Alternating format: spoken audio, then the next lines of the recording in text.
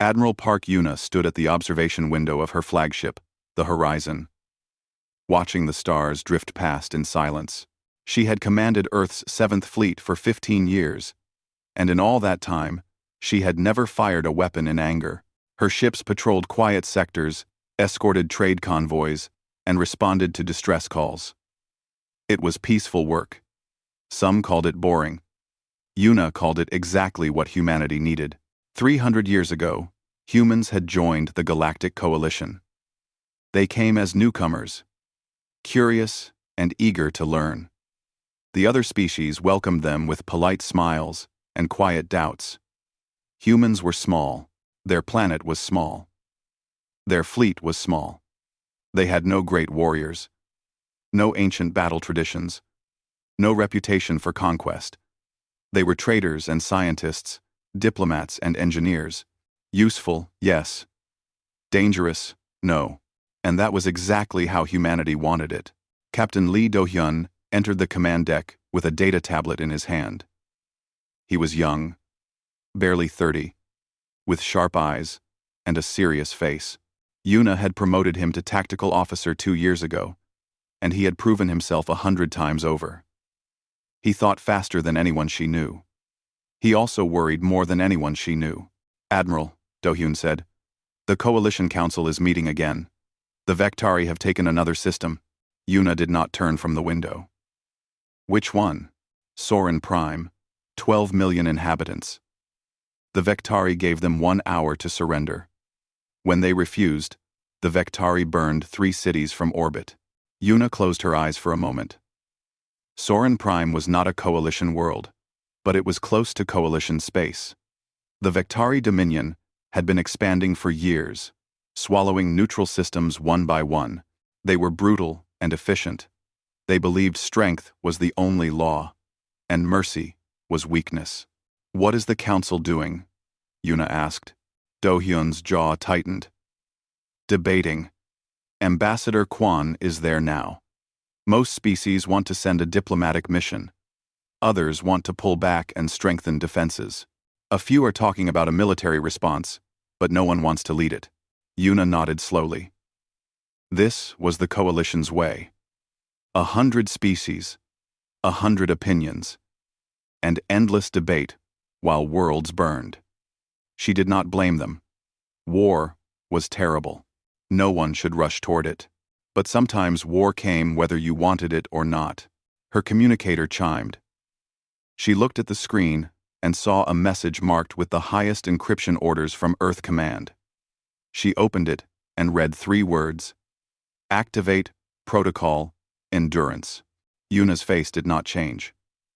She had waited 15 years for this message and hoped it would never come. Now, it was here. She deleted the message and turned to Do-hyun. "Captain, I need you to begin a full inventory of our fleet. Every ship, every weapon, every crew member. I want the report by tomorrow." Do-hyun frowned. "We did a full inventory 3 months ago, Admiral." "Then do it again." He hesitated, then nodded. "Yes, Admiral." As he left, Yuna returned to the window. Across the galaxy, she knew, other human admirals were receiving the same message.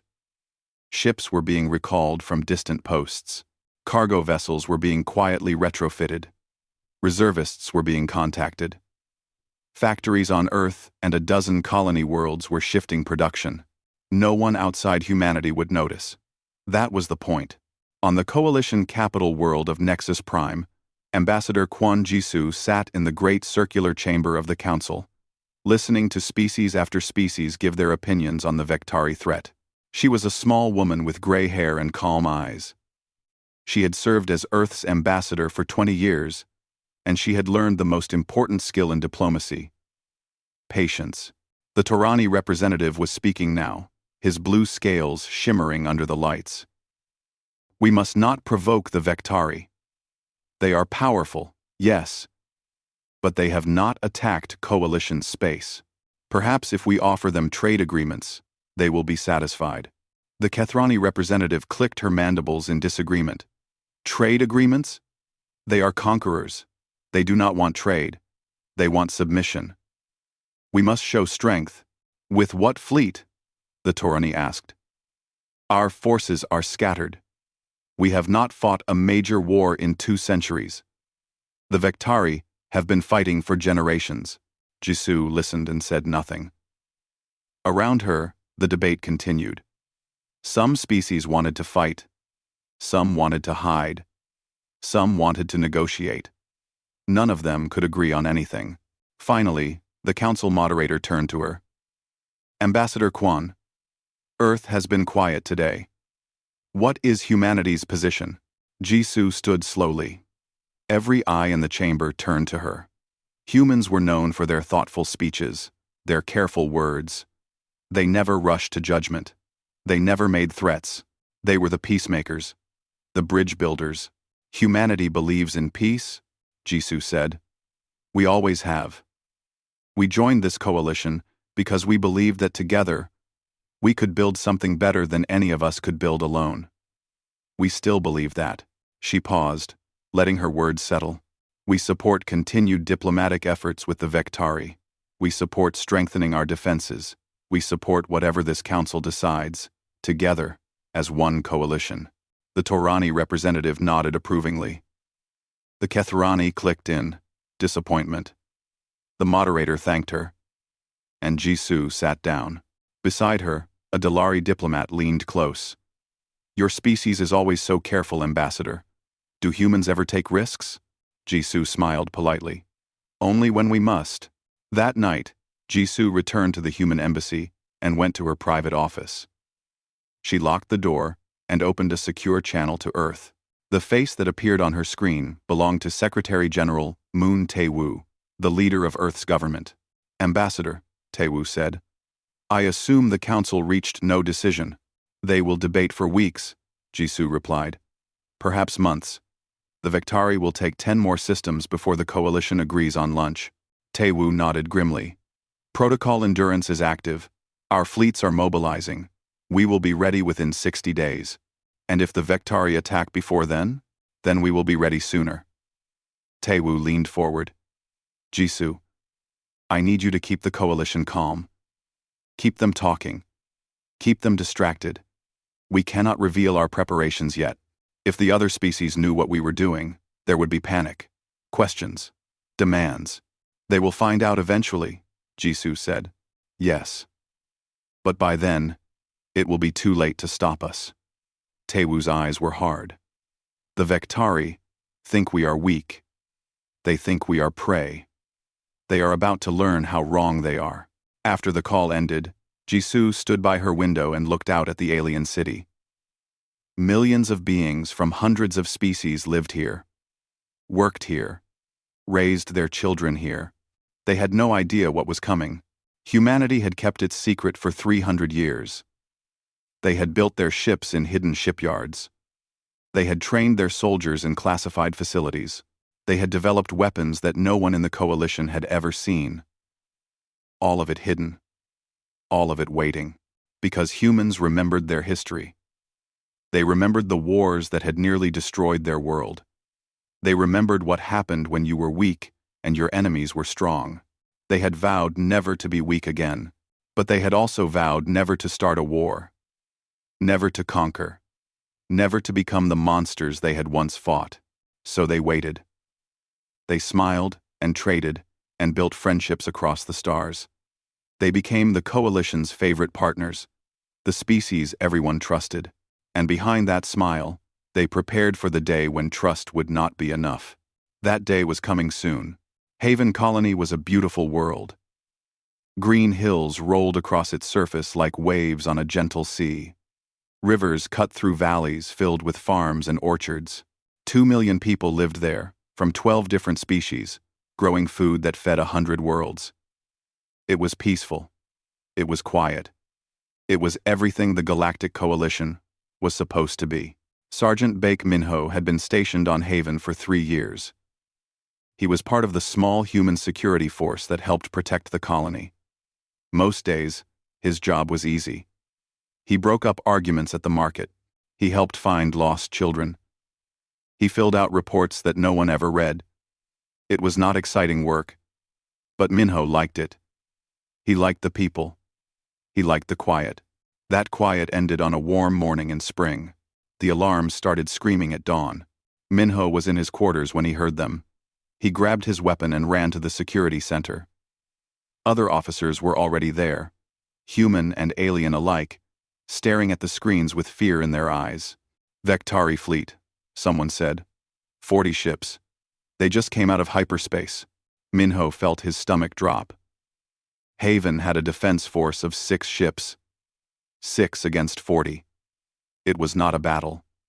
It was an execution. The coalition commander, a Torani named Selek, tried to contact the Vektari. This is a peaceful colony. We have no military value. Please, there is no need for violence. The Vektari response came from Commander Rix, the leader of their fleet. His face appeared on the screen. Gray skin, black eyes, a mouth full of sharp teeth. He looked at Selek the way a predator looks at prey. You have 1 hour to surrender, Rix said. All humans on this world will be executed. They are genetic undesirables, unfit to live. All other species will be taken as laborers for the Dominion. This is not a negotiation. This is your only warning. The screen went dark. Minho stood frozen. Executed. All humans executed. 50,000 people, including him, including everyone he knew. Commander Selek turned to his officers. His scales had gone pale. We cannot fight them. We must surrender and hope for mercy. There is no mercy, Minho said quietly. You heard him. They will kill us no matter what we do. Selek shook his head. Perhaps if we cooperate, they will change their minds. Perhaps they will not change their minds. Minho stepped forward. Commander, the humans on this world will not surrender. We cannot. If we are going to die, we will die fighting. The Torani stared at him. You are security officers, farmers, teachers.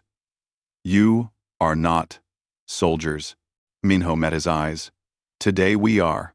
Within the hour, Haven's defense fleet was destroyed. The 6 coalition ships fought bravely, but they never had a chance. The Vektari burned them out of the sky and began landing troops. But they did not find the easy victory they expected. Minho had spent the hour organizing every human on Haven. They gathered weapons from security stations, from hunting supplies, from anywhere they could find them. They set up defensive positions in the hills and forests. They prepared traps and ambushes. They sent the children and elderly to hidden shelters deep underground. Dr. Choi Yoonji helped lead the preparations. She was a xenobiologist, a scientist who had spent her life studying alien plants and animals. She had never held a weapon before today. Now she carried a rifle and a bag full of medical supplies. There are supply caches hidden around the colony, Unji told Minho. Weapons, food, medicine. We put them there years ago. Just in case. Minho looked at her. Just in case of what? Unji smiled sadly. Just in case the galaxy remembered that humans bleed. The Vektari landed 10,000 troops. They expected to round up prisoners and move on to the next conquest. Instead, they walked into hell. The first Vektari patrol entered the forest and never came out. The second patrol found their bodies and called for reinforcements. The reinforcements were ambushed from 3 directions at once. By the end of the first day, the Vektari had lost 500 soldiers and had not captured a single human. Commander Reeks was furious. He sent more troops. He sent armored vehicles. He burned sections of the forest from orbit. But the humans kept fighting. They struck and vanished. They attacked at night and disappeared before dawn. They turned every hill into a fortress and every valley into a trap. Minho led a team of 20 fighters. They had been security officers, farmers, engineers, teachers. Now they moved through the forest like ghosts, striking Vektari patrols and melting away before the enemy could respond. They were not trained soldiers, but they learned fast. They had no choice. On the 3rd day, Unji saved Minho's life. A Vektari soldier had gotten behind him, weapon raised. Unji shot the soldier, without hesitation. Her hands were shaking afterward, but her aim had been true. "Thank you," Minho said. Unji nodded, her face pale. "I keep thinking about my students. The children I used to teach. They are hiding underground, scared and alone. We have to give them time." "We will," Minho promised. "As long as we can." The days blurred together. Fighting, hiding, running, dying. Every day, their numbers got smaller. Every day, more friends fell. But every day, the Vectari paid in blood for every meter they advanced. On the 6th day, Minho knew it was over. They had fewer than 100 fighters left. They were out of ammunition, out of food, out of hope. The Vectari had surrounded their last position. He gathered everyone together. Unji was there, exhausted and wounded, but still standing. The others looked the same, dirty, bloody, beaten, but not broken. "We held them for 6 days, Minho said. 6 days. We showed them what humans are made of. Whatever happens now, no one can take that away from us." He activated his communicator and sent a final transmission to Earth. He gave them coordinates, enemy strength, and 3 words. "We held them." The Vectari attacked at dawn. The last humans of Haven Colony fought until they had nothing left to fight with. Minho died defending a hill that had no name, buying time for others to escape. Unji died in a field hospital, trying to save a wounded friend. They died as they had lived, protecting others. When it was over, Commander Riix walked through the battlefield. He had won. Haven Colony belonged to the Dominion now, but the victory tasted like ash. He had brought 10,000 soldiers to conquer a farming colony. He had expected it to take a few hours. Instead, it had taken 6 days, and he had lost 4,000 troops. 4,000. To farmers and teachers and scientists, to humans. He ordered the recordings of the battle destroyed. He did not want anyone to see what had happened here. He did not want anyone to know that the weak species had made his warriors bleed, but it was too late. Across the galaxy, the recordings had already spread. Someone had captured the footage and sent it everywhere before the Vectari could stop it. Billions of beings watched humans fight and die on Haven Colony. They watched farmers pick up weapons and become warriors. They watched scientists and teachers hold the line against impossible odds. They watched a species that everyone had dismissed as peaceful prove that peace was a choice, not a weakness. The Galactic Coalition watched in silence. The Torani representative who had wanted to negotiate with the Vectari said nothing. The Kethrani who had called for strength watched humans display more strength than her species had ever shown. Fleet Master Gorin, the elderly commander of the Coalition's combined fleet, watched the footage 3 times.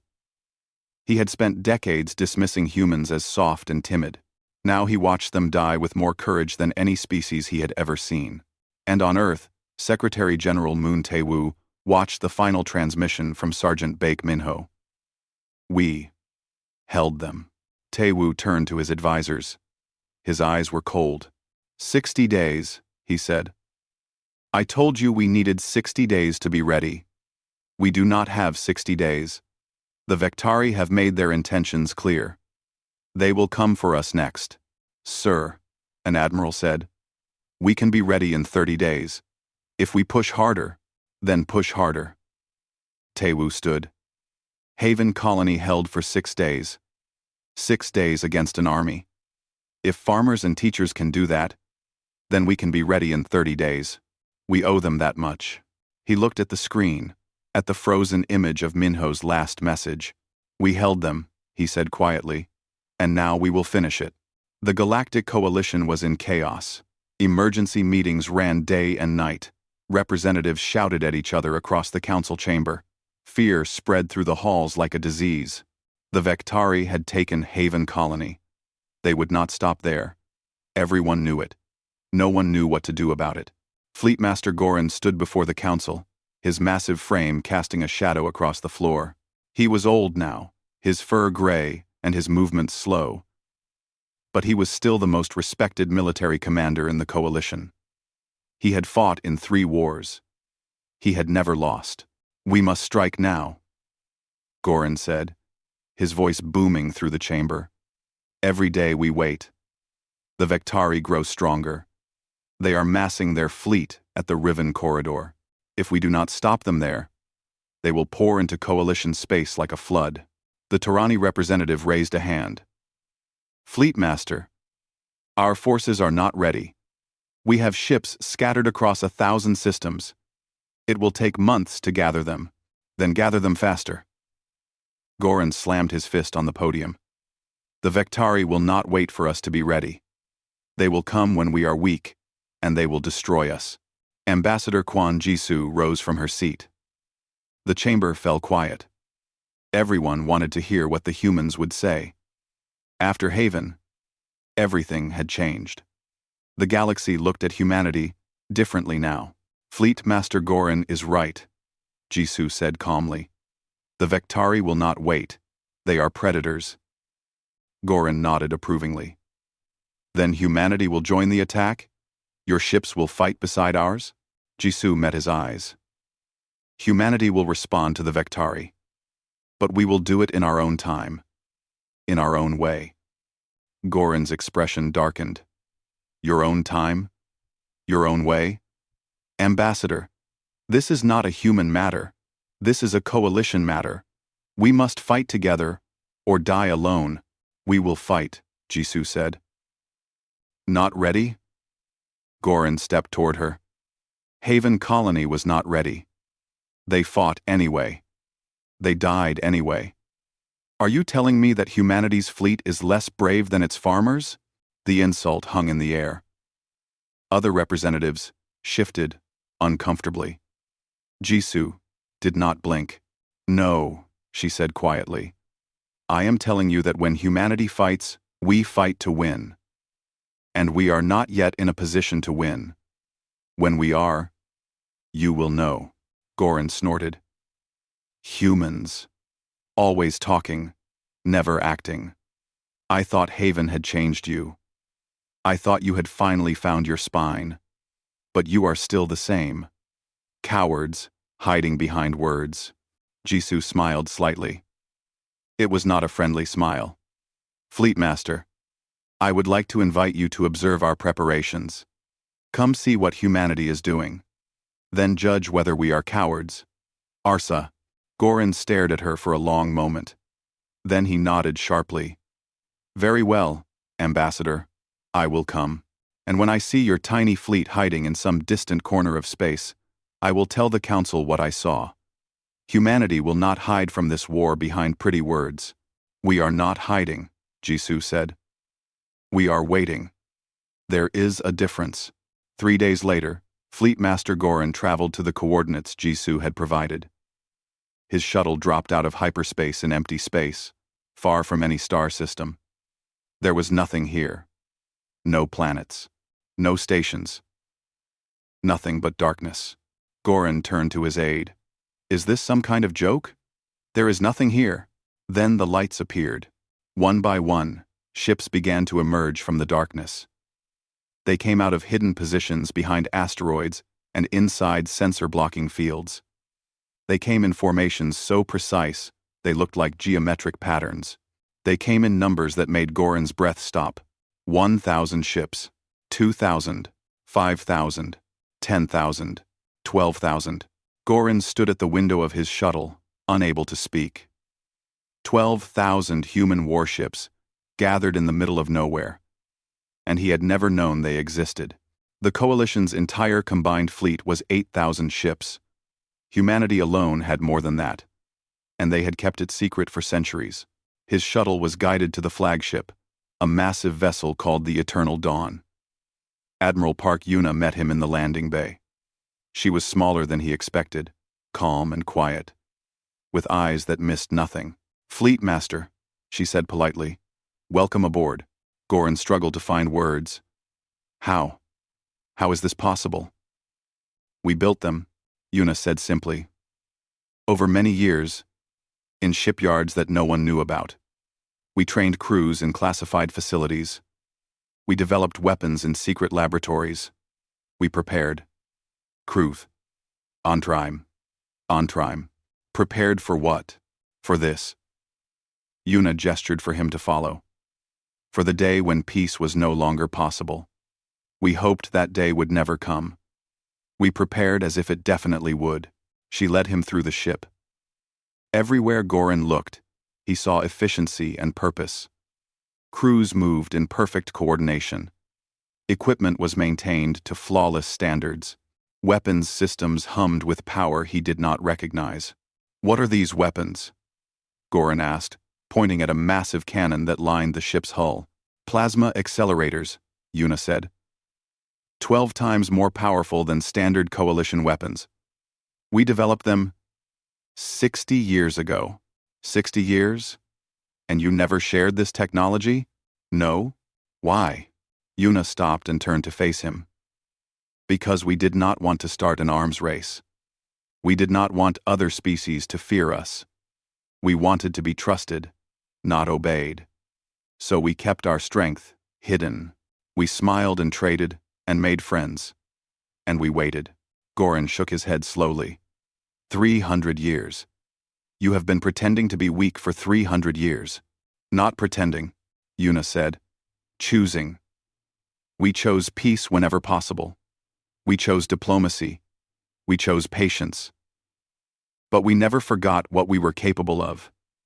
We never let ourselves become truly weak. She led him to a training facility where human soldiers practiced combat drills. They moved with speed and precision that Goran had never seen. They fought in perfect silence, communicating through hand signals and instinct. They were not just soldiers.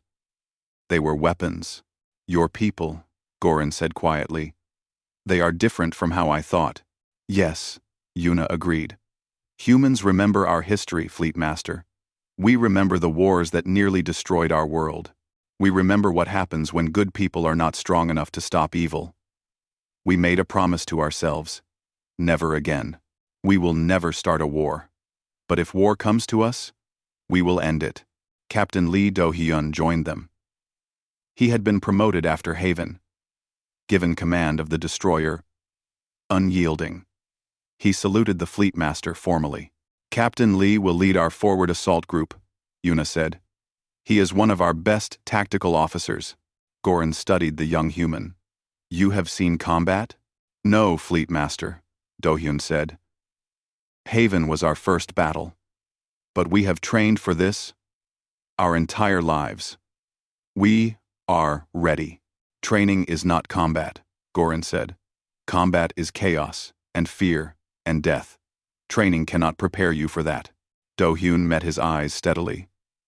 The people of Haven were not trained at all. They were farmers and teachers.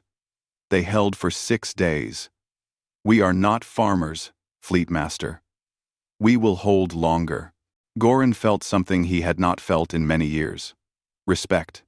True respect. Not for rank or reputation, but for strength that had proven itself. When do you attack? He asked. 14 days, Yuna said. We will be fully supplied and positioned by then. The Vektari are gathering at the Riven Corridor. That is where we will meet them. 1. The coalition fleet can be there in 20 days. We can fight together. Yuna shook her head. No, Fleet Master. This is humanity's fight. The Vektari murdered our people on Haven.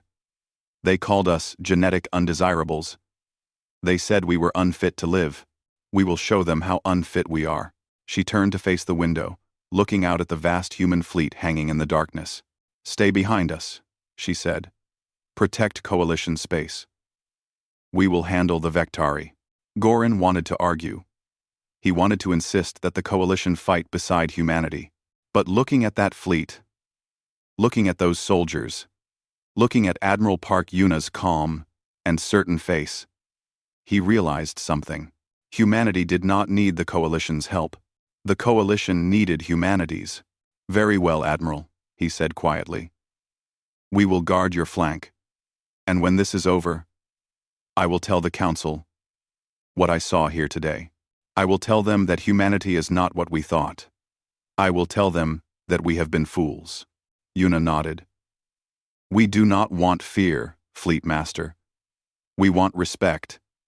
We want partnership. But first, we must end this threat. Then we can talk about the future. She extended her hand. Goran took it. For Haven, he said. For Haven, Yuna agreed.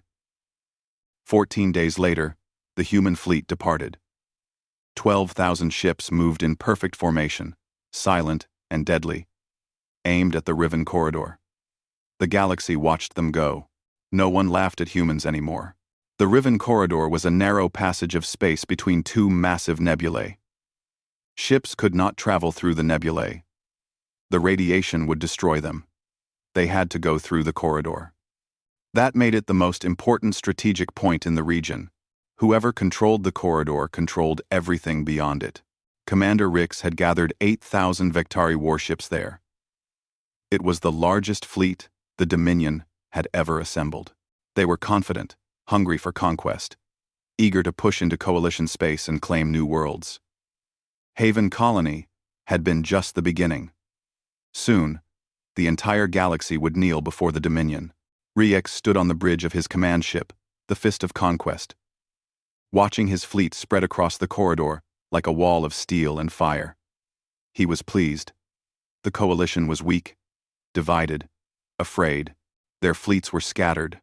Their species could not agree on anything. They would fall like grain before a blade. His sensor officer spoke. Commander, we are detecting ships exiting hyperspace at the far end of the corridor. Rix smiled. The coalition. Response. How many ships? The officer was silent for a moment. Then his voice came back, strange and uncertain. Commander. 12,000 ships. Rix's smile vanished. 12,000? That is impossible. The coalition does not have 12,000 ships. They are not coalition ships, Commander. They are human. Rix walked to the sensor display and stared at it. The screen was filled with contacts, thousands and thousands of them, emerging from hyperspace in perfect formation. They came in waves, line after line, spreading across the corridor like a rising tide. They were organized in geometric patterns so precise they looked like art, and they were completely silent. No broadcasts, no threats, no demands. Just ships, thousands of them, moving into position with mechanical efficiency. Rix opened a communication channel. Human fleet, this is Commander Rix of the Vektari Dominion. You are outnumbered in firepower and experience. Surrender now, and some of you may be spared. Resist, and you will be destroyed. Silence. Human fleet, respond. More silence. The human ships continued moving, spreading out, taking positions. Then, finally, a voice came through. It was calm, quiet, almost gentle. Commander Rix, this is Admiral Park Yuna of the Earth Fleet. We received your message. We have one response. A pause. For Haven. The channel closed. Rix stared at the display. For Haven. 2 words. No threats, no boasts, no negotiation. Just 2 words and 12,000 ships. For the first time in his life, Commander Rix felt something cold in his chest. He told himself it was not fear. Vektari did not feel fear. All ships, he commanded. Battle formation. Prepare to engage. On the flagship Eternal Dawn, Admiral Park Yuna stood at the center of her command deck. Around her, officers worked at their stations with quiet focus. There was no shouting. No panic. No wasted words. Everyone knew their job. Everyone was ready. Captain Lee Do-hyun's face appeared on her screen. He was on the unyielding, leading the forward assault group. His expression was calm, but Yuna could see the tension in his jaw. Admiral, he said. Forward group is in position, awaiting your order. Yuna looked at the tactical display. 8,000 Vektari ships against 12,000 human ships. The numbers favored humanity. But numbers were not everything. The Vectari were experienced warriors. They had been fighting for generations. Humanity had not fought a major battle in 300 years. But humanity had been preparing for 300 years. All ships, Yuna said. This is the Admiral. The Vectari murdered our people on Haven Colony. They called us unfit to live. Today, we answer them. Fight with discipline. Fight with precision. Fight for every person who died on Haven. And fight to end this. She took a breath. All ships, engage. The human fleet moved forward like a single living thing. 12,000 ships, in perfect coordination, closing the distance to the Vectari line. The Vectari opened fire first, sending waves of missiles and energy beams toward the human formation. The human ships did not scatter. They did not break. They moved together, their defensive systems overlapping, their point defense weapons creating a wall of fire that destroyed incoming missiles before they could hit. Ships that were damaged fell back. Others moved forward to cover them.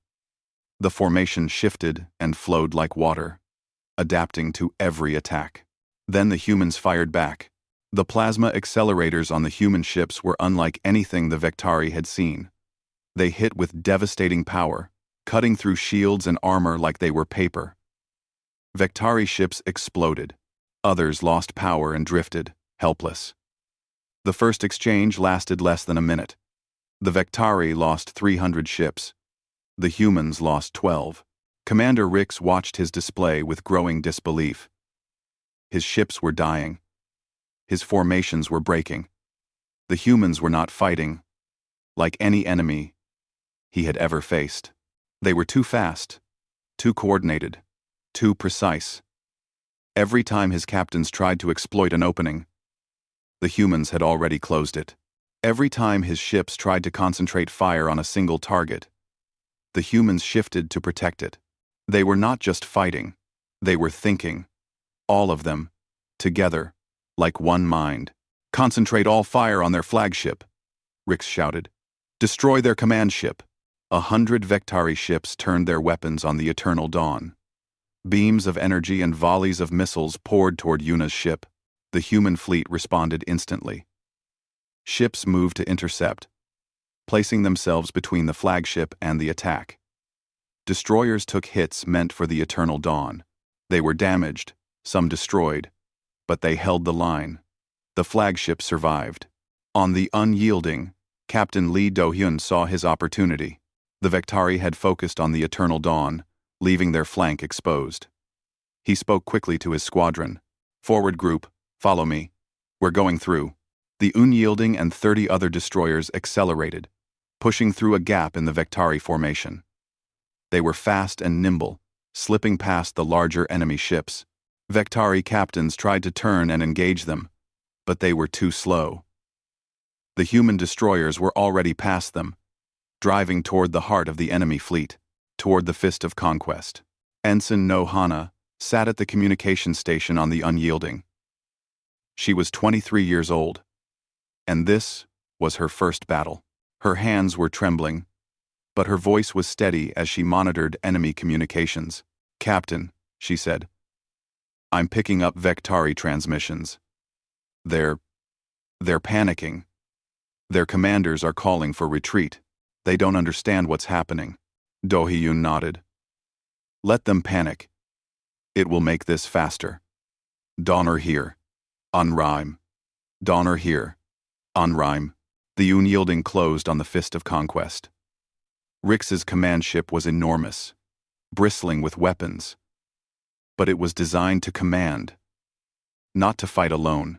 Do-hyun's squadron surrounded it, pouring fire into its shields. Commander Rix. Do-hyun broadcast. Your fleet is defeated. Your ship is disabled. Surrender now, and you will be treated as a prisoner of war. Continue fighting, and you will be destroyed. Rix's voice came back, filled with rage. Vectari, do not surrender. We will never bow to you.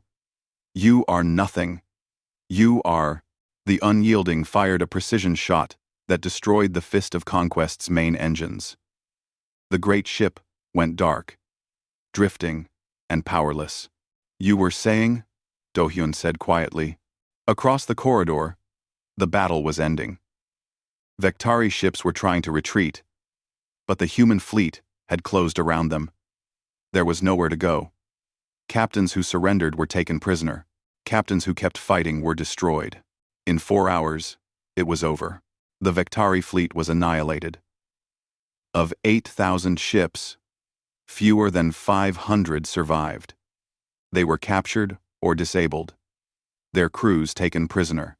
Human losses, 800 ships, 7% of their fleet. Admiral Park Yuna stood on her bridge, looking at the tactical display. The corridor was quiet now.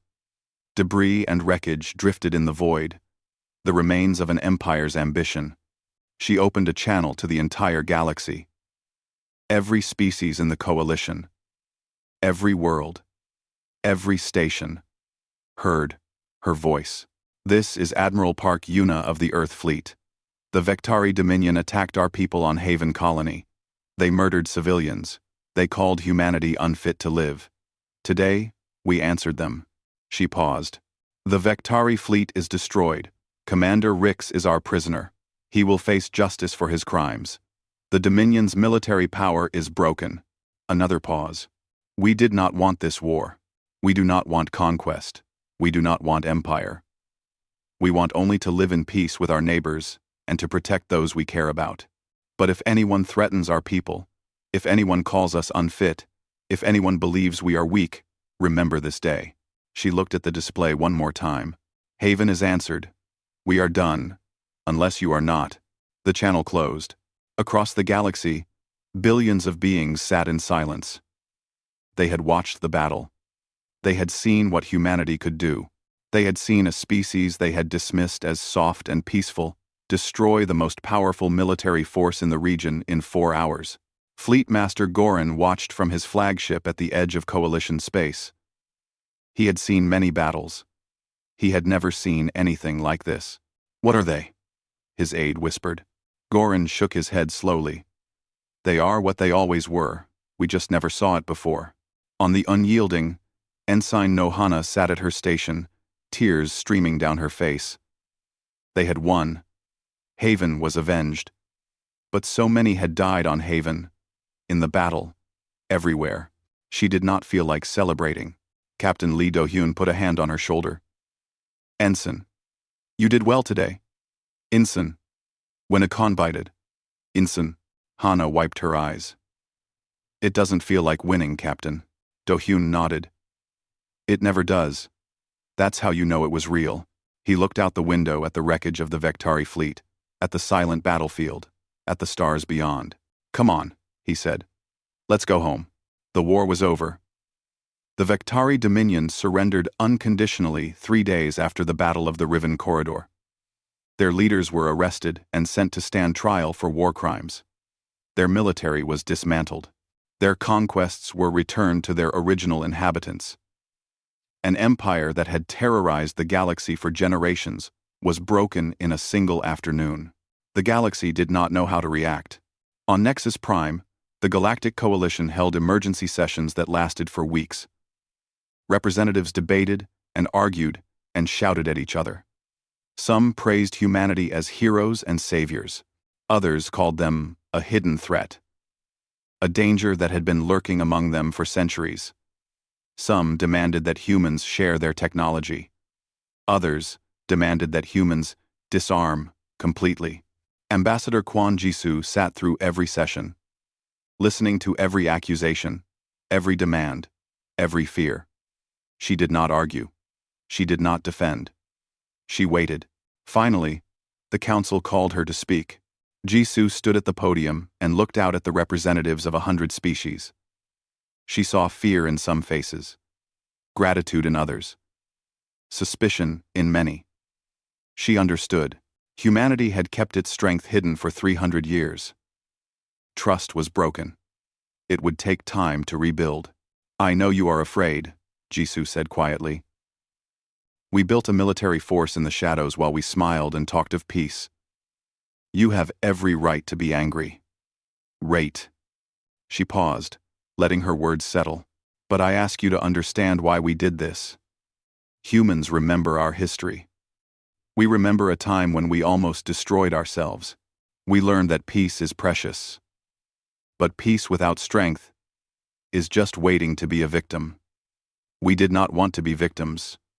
We did not want anyone we cared about to be victims. So we prepared. She looked at the Torani representative, who had once called for negotiation with the Vectari. We built our strength not to conquer, but to make sure we could never be conquered. We kept it hidden not to deceive you, but because we hoped we would never need it. We wanted to be your partners, not your rulers. We wanted to be trusted, not feared. She turned to face the whole chamber. We still want that. We have no interest in empire. We have no interest in domination. We want to trade with you, learn from you, build with you. We want our children to grow up in a galaxy where species work together instead of destroying each other. Her voice hardened slightly. But we will not disarm. We will not give up our ability to defend ourselves and those we care about. If that makes you uncomfortable, I understand. But it is not negotiable. Humanity will never be weak again. She stepped back from the podium. Judge us by our actions, not your fears. We have never attacked anyone who did not attack us first. We have never conquered. We have never enslaved. We used our strength to end a threat to everyone in this room. That is what we are. That is what we will always be. She sat down. The chamber was silent for a long moment. Then Fleetmaster Gorin rose to speak. I have served the Coalition for 60 years, he said. I have fought in wars. I have led fleets. I thought I understood strength. I thought I understood courage. He looked at Jisoo. I was wrong. He turned to the council. I visited the human fleet before the battle. I saw their ships, their soldiers, their weapons. I saw what they had built, in secret, and I realized that for 300 years, humanity could have conquered us. They could have dominated the Coalition. They could have made themselves masters of the galaxy. They chose not to. His voice was heavy. That is not the action of a threat. That is the action of a guardian. Humanity kept their strength hidden because they did not want to frighten us. They did not want to change the Coalition into something built on fear. They wanted equals, not subjects. He faced Jisoo directly. I called you cowards. I was a fool. You are the bravest species I have ever known. Not because you can fight, anyone can fight, but because you had the strength to conquer and chose peace instead. That takes more courage than any battle. He turned back to the council. I say we accept humanity as they are. I say we learn from them. And I say we thank them for saving us from an enemy. We were too weak and divided to face ourselves. Gorin sat down.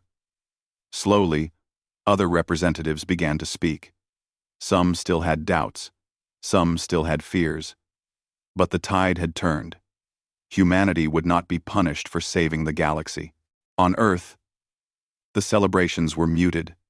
There were parades and speeches and ceremonies, but they felt hollow. Too many had died. Too much had been lost. Haven Colony was gone. 50,000 humans had been murdered there. Victory could not bring them back. Admiral Park Yuna returned home to a hero's welcome she did not want. She attended the ceremonies because duty required it. She smiled and shook hands and accepted medals because people needed to see strength.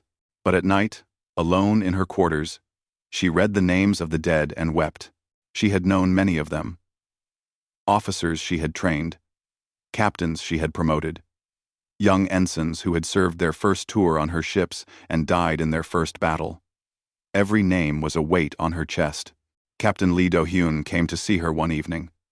He had been promoted again, offered command of a battleship. He had turned it down. I requested patrol duty, he told her. A quiet sector. Nothing happening. Yuna looked at him. You could have any command in the fleet. Why patrol duty? Do-hyun was quiet for a moment. I keep seeing their faces. The Vectari we killed. They were enemies. I know. They would have killed us. But they were still people. They had families. They had lives. He shook his head. I'm not sorry we won. I'm just tired. I've seen enough war for one lifetime. Yuna nodded slowly. She understood. Victory was necessary, but it was never clean. It always left scars. Take your patrol, she said. Find some peace. The memorial service for Haven Colony was held on a warm day in spring, 1 year after the massacre. Thousands of people gathered in a great plaza on Earth, standing before a wall that held 50,000 names. Families came to touch the names of those they had lost. Friends came to remember. Strangers came to honor people they had never met, but would never forget. Admiral Park Yuna stood before the wall, her dress uniform crisp and perfect, her face calm and controlled. She had been asked to speak. She did not want to, but she could not refuse. These people deserved to be remembered by someone who understood what they had done. 1 year ago, she said, her voice carrying across the silent plaza. The Vectari came to Haven Colony. They came with 10,000 soldiers. They expected an easy conquest. They found something else. She looked at the names on the wall.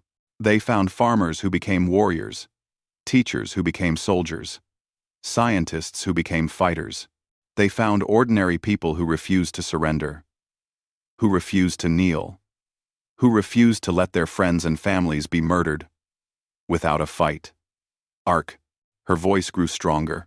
The people of Haven held for 6 days. 6 days against an army. They had no training. They had no heavy weapons. They had only courage and love and the absolute refusal to give up. They bought time for others to escape. They sent a message to Earth that helped us find and destroy the enemy. And they showed the galaxy what humans are made of. She stepped closer to the wall. Sergeant Baek Minho, Dr. Choi Eunji, and 49,998 others. They are not just names on a wall. They are the reason we are standing here today. They are the reason the Vectari are defeated. They are the reason the galaxy knows that humanity will never be broken. Number, number, number, number, number, number, number, number, number, number, number, number, number. She reached out and touched the wall, her fingers resting on the cold stone. We will not forget you. We will not fail you. And we will make sure that your sacrifice meant something. She stepped back and saluted. Behind her, thousands of people did the same. Across the galaxy, on a dozen different worlds, other species watched the ceremony. They saw humans weeping for their dead. They saw strength mixed with sorrow. They saw a species that had proven it could destroy armies, but chose to honor farmers and teachers as its greatest heroes. They began to understand. On a Kathrani world, a young child watched the broadcast with her mother. She had heard stories about humans. She had heard they were powerful and dangerous. Mother, the child asked, what are humans really like? Her mother was quiet for a moment, watching the memorial service, watching Admiral Park Yuna touch the names of the dead. They are kind, she said finally. They are patient. They want to be friends with everyone. The child frowned. Then why does everyone seem afraid of them? Her mother looked at her daughter with serious eyes. Because they are also very, very strong. And you must never, ever make them your enemy. The child nodded slowly, not fully understanding but sensing the weight of the words. Far away, on Earth, Admiral Park Yuna walked away from the memorial wall. The ceremony was over. The speeches were done. The dead had been honored. Now it was time to live. She thought about the future. The coalition was changing. Species that had once dismissed humanity were now seeking alliances. Trade was increasing. Cultural exchanges were growing, slowly, carefully. The galaxy was learning to see humans as they truly were, Not as threats or weaklings, but as partners. It would take time. Trust was fragile. Wounds were deep. But it was possible. A galaxy of peace, built on mutual respect and shared strength. That was worth working for. Yuna looked up at the sky, at the stars that held 100 worlds and 1,000 species. Somewhere out there, ships were patrolling and stations were trading, and children were growing up in peace. That was what they had fought for. That was what Haven had died for. And that was what humanity would protect. With patience and strength and an open hand. For as long as the stars burned. The galaxy was quiet now, but it was listening,